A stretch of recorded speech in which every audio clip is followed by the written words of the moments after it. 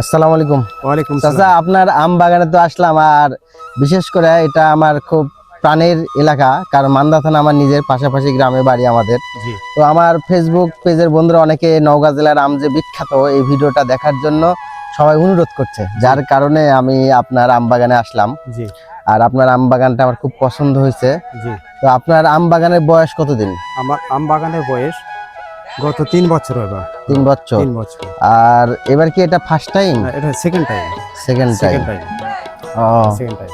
তো কি পরিমাণ আপনার মানে আইডিয়া যে এবার ফলন কি পরিমাণ হতে এবার পারে? ফলন আল্লাহ যথেষ্ট ফলন দিয়েছে। তাই? ভালো, হ্যাঁ, খুব ভালো লাগছে। তো যাই হোক, দর্শকের সামনে আপনার একটু পরিচয়টা যদি দিতেন। আপনার নাম? আমার নাম হলো আফজাল হোসেন দেওয়ান। আফজাল হোসেন দেওয়ান। গ্রাম? গ্রাম দুডাঙ্গি, দুরাঙ্গি। জি। উপজেলা? উপজেলা নওগাঁ। নওগাঁ না, মান্দা। আপনাদের মান্দা, জেলা নওগাঁ। জেলা নওগাঁ।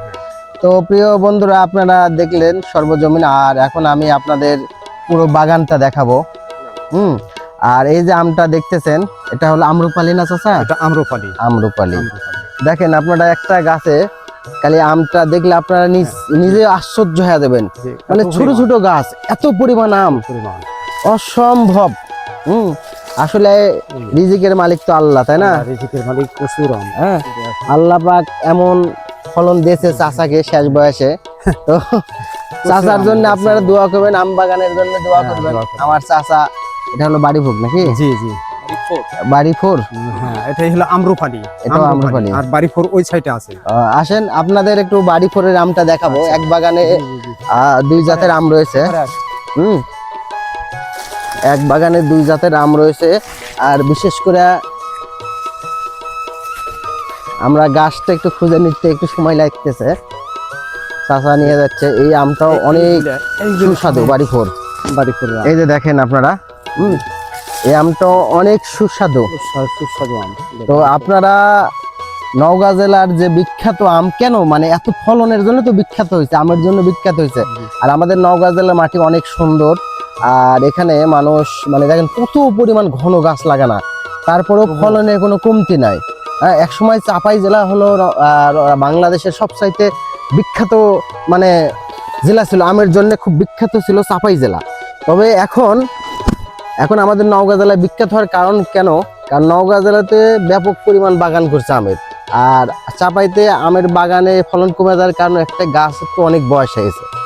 আর আমাদের এগুলা, হ্যাঁ, তো এই যে আমরুপালি আমগুলা দেখেন অনেক সুন্দর, আর এই আমটা এত সুস্বাদু, আপনারা না খেলে কখনোই বুঝতে পারবেন না। আর এই যে বাড়িফোর, এই আমটাও খুব সুস্বাদু খাবার।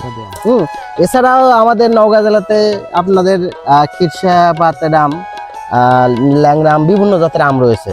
এখন আপনাদের আরো বাগানটা আমি ভালো কোয়ালিটি ভাবে দেখাবো, আপনারা আমার পিছনে থাকেন আর ভিডিওটা কেউ স্কিপ করবেন না, পুরো ভিডিওটা আপনারা দেখবেন।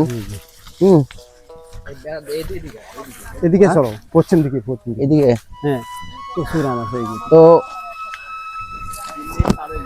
হ্যাঁ হোক, তবে পুরো বাগানে এই যে এইদিকে একটু দেখাও, ক্যামেরাটা এদিকে দেখাও।